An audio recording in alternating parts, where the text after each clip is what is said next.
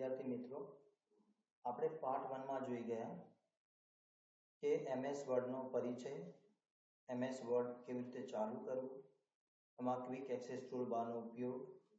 હવે આપણે પાર્ટ 2 માં જોઈશું કે માઇક્રોસોફ્ટ વર્ડમાં એક પેરેગ્રાફ હોય તો પેરેગ્રાફમાં ફકરાની ભાષા કેવી રીતે બદલવી.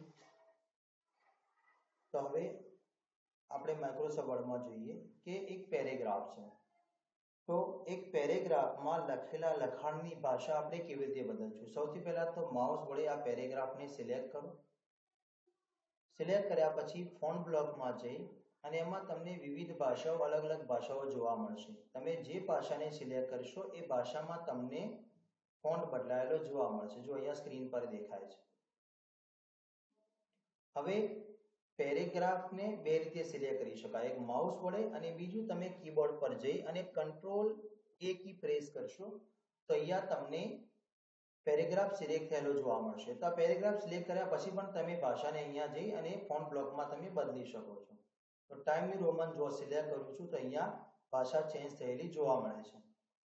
હવે ભાષાની સાઈઝ જોઈએ કે ભાષાની સાઈઝને કેવી રીતે બદલી શકાય. તો આ જે ફોન્ટ આપેલા છે એમાં તમે અહીંયા ફોન્ટ સાઈઝમાં જઈને ફોન્ટ સાઈઝને અહીંયા ફોન્ટ સાઈઝમાં જઈને બદલી શકશો. જો અલગ અલગ તમે સાઈઝ એની આપેલી છે. બીજું, બાજુમાં બે ઓપ્શન આપેલા છે, એક ફોન્ટ ગ્રો અને એક ફોન્ટ શ્રિંક.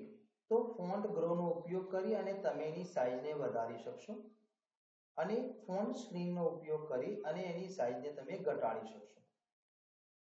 હવે આગળ જોઈએ કે આમાં નીચે બે ઓપ્શન આપેલા છે જેને કહેવાય ફોન્ટ સ્ટાઇલ. તમે એમાં જુઓ કે તમે હું ફોન્ટની સાઈઝ વધારો એટલે આપણને વ્યવસ્થિત દેખાય કે આમાં જુઓ પેરેગ્રાફ આપેલો છે. પેરેગ્રાફમાં જ્યારે હું બોલ્ડ પર અનસિલેક્ટ કરી, જો અનબોલ્ડ થઈ ગયા ને બોલ્ડને સિલેક્ટ કરી, અહીંયા બોલ્ડ થયેલા ફોન્ટ જોવા મળશે.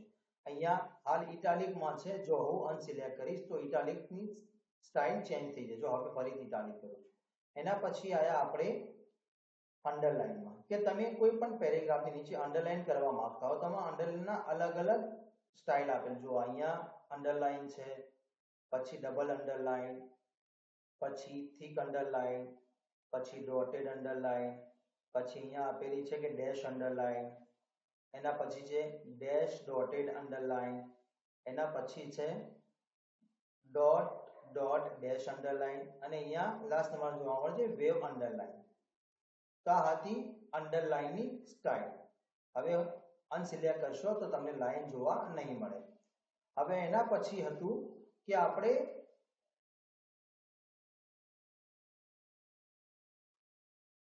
ફોન્ટ, એમાં આપણે વિવિધ ભાષાઓ બદલી. હવે આપણે જોઈશું કે એના ફકરાના પાછળના કલર કે જેને કહેવાય હાઇલાઇટ ટેક્સ્ટ. તો હવે તમે જો અહીંયા છે હાઇલાઇટર ટેક્સ્ટ, હાઇલાઇટ કલર જેને કહેવાય. એના અંદર તમને અલગ અલગ કલર જોવા મળશે. જો હું અલગ અલગ કલર સિલેક્ટ કરું છું તો પાછળનું હાઇલાઇટર મને ચેન્જ થયેલું જોવા મળશે. જો આ છે હાઇલાઇટર. જ્યારે તમે નો કલર કરશો તો ત્યાંથી હાઇલાઇટર રિમૂવ થઈ જશે. હવે તમારે ફોન્ટના કલર ચેન્જ કરો. સૌથી પહેલા પેરેગ્રાફને સિલેક્ટ કરો અને પછી અહીંયા ટેક્સ્ટ કલરમાં જઈ અને તમે જે કલરને સિલેક્ટ કરશો એ કલરમાં તમને ફોન્ટ ચેન્જ થયેલા જોવા મળશે. જો અહીંયા ચેન્જ થઈ રહ્યા છે ફોન્ટના કલર. આ હતી ફોન્ટ કલર.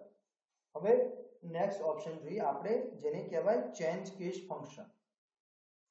ચેન્જ કેસ ફંક્શનનો ઉપયોગ, ચેન્જ કેસ ફંક્શન તમને રિબનમાં જોવા મળશે. આ છે આપણો રિબન પાર્ટ.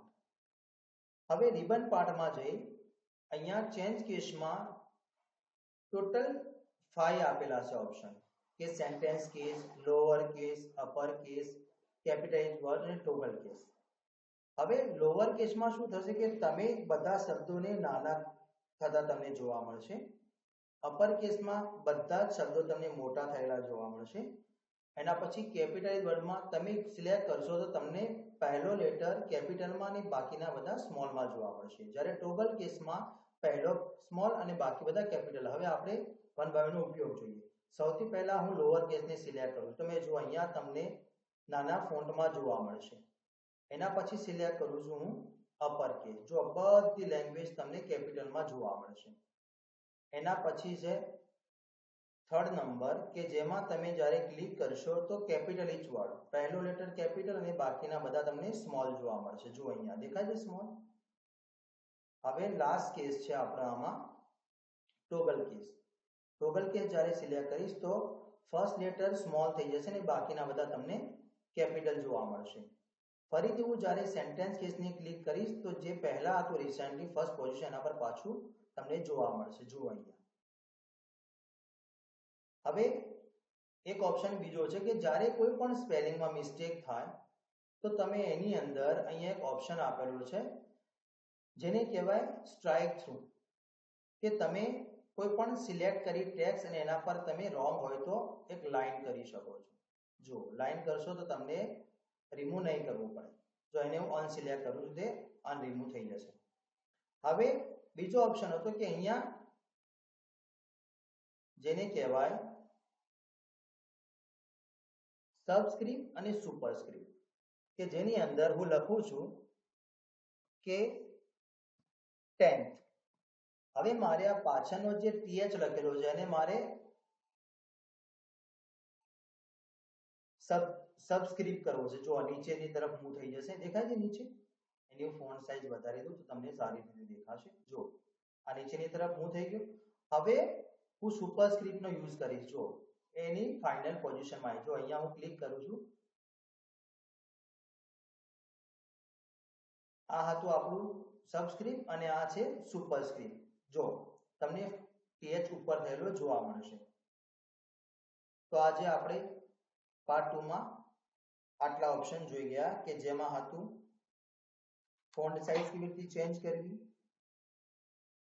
ફોન્ટનો સાઇઝ કલર કેવી રીતે બદલવો, ફોન્ટના ઇફેક્ટનો ઉપયોગ અને ચેન્જ ફંક્શનનો ઉપયોગ આજે આપણે જોઈ ગયા.